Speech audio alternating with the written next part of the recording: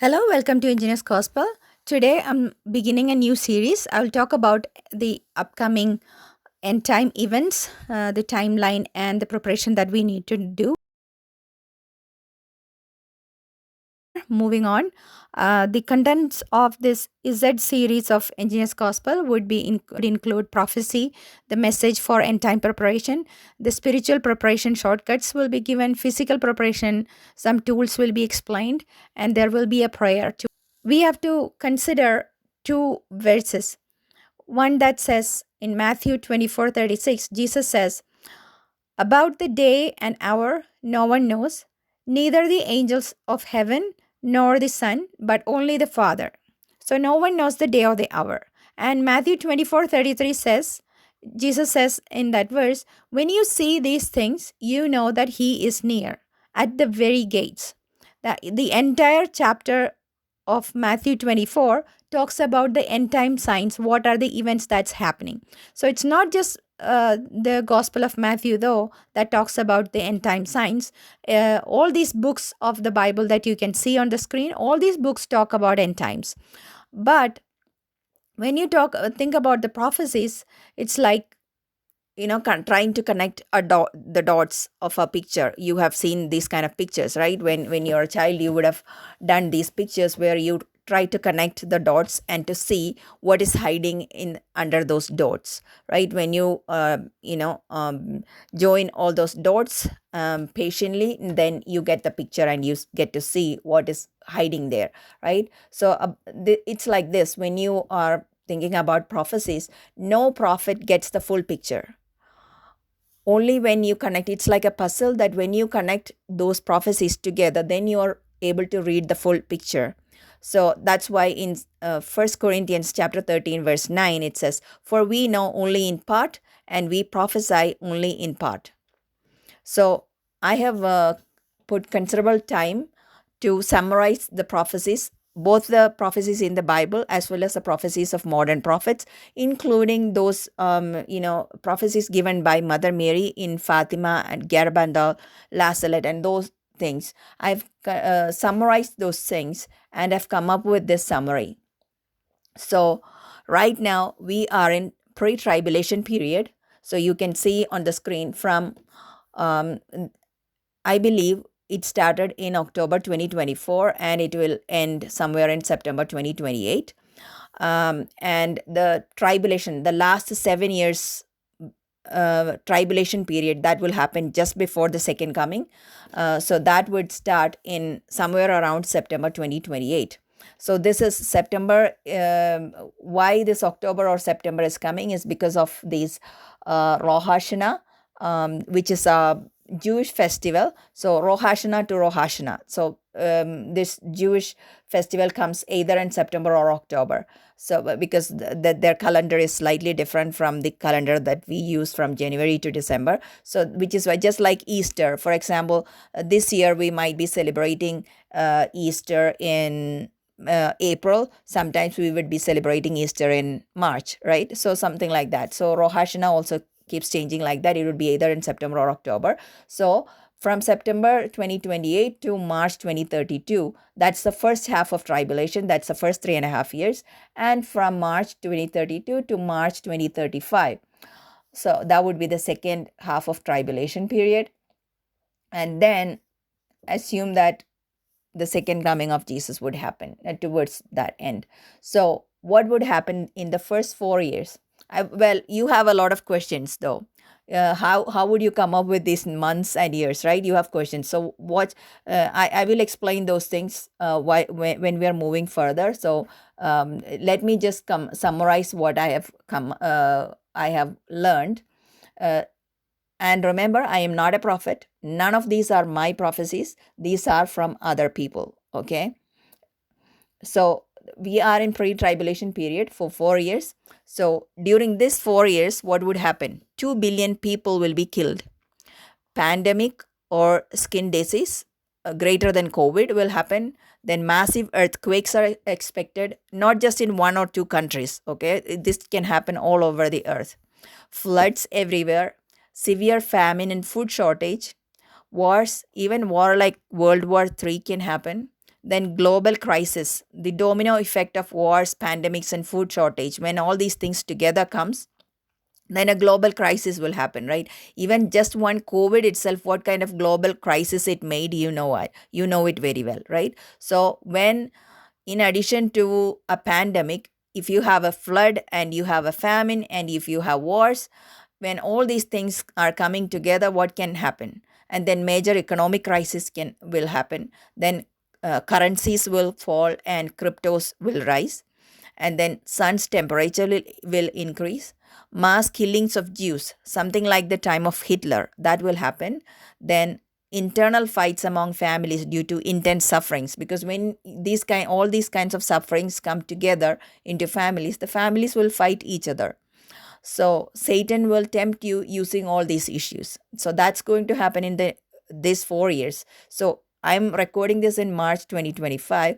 So this period already started in October 2024. And this 4 year, that's what we are expecting in this 4 years, up until September 2028. So, and then in 4 years, what happens is, beginning from September 2028 to the period 2028 to 2032, during that period, the end time demons will be let loose. Then one world religion, one world currency, one world government, all these things will be coming into picture. And the person who is going to be the antichrist will win the support of people during that time. And from March 2032 to March 2035, during that period, which is called the second half of tribulation period. So at that time, Antichrist will be in power, and Holy Mass and other sacraments will be stopped, and it will be even illegal at that time to have a Bible or cross or crucifix on or other religious symbols in your hand will be illegal. Then legally you will be required to worship the Antichrist. So if you don't want to worship the Antichrist, you would have to run away and hide. And there will be police, the government systems employed to catch you, people who are hiding. There will be people coming to the government systems coming to catch you because you are not willing to, obey the order of worshiping the Antichrist. Then the Antichrist will do miracles and healings. So many of the Christians who doesn't know the proper Bible and everything, they will even be willing to believe that the Antichrist is the Christ. And many people will believe that uh, uh, believe the lies that the Satanists will bring out, that Satanists will tell like Satan is a brother of Jesus and things like that. So that's going to happen during the last 3.5 years. So the upcoming 10 years, basically from, if you're looking up to March 2035, we are in, right now I'm recording in 2025 and it's going to in 2035. So that's what's going to happen. That's the summary. So the pre-tribulation, about the first stage, which is called the pre-tribulation, what we are in right now.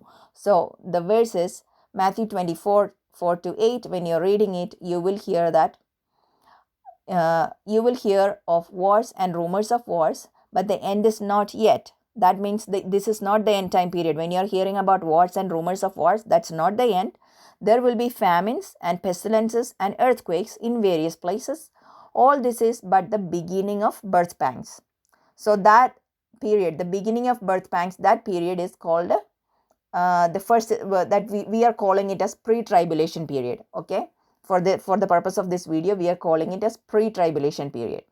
And there is in First Thessalonians, if you are reading 5:3, you will get a clue from there.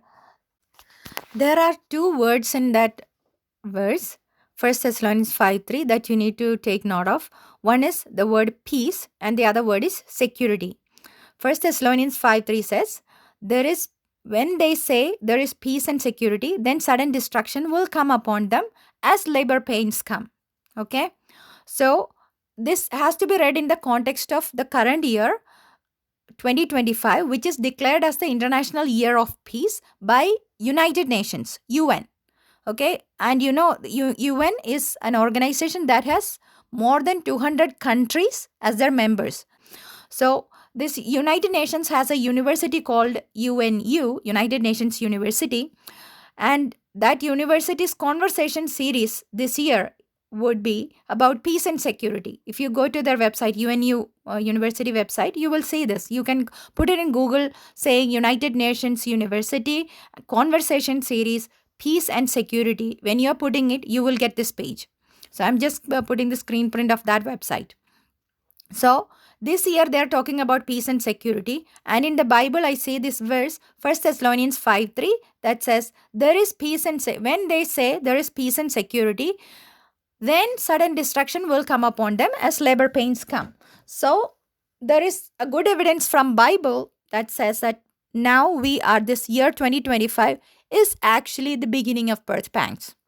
Now, I would also like to focus on Revelation 6:8. What would happen during the beginning? Because in Revelation 6:8, it shows what are the early birth pang signs, right? In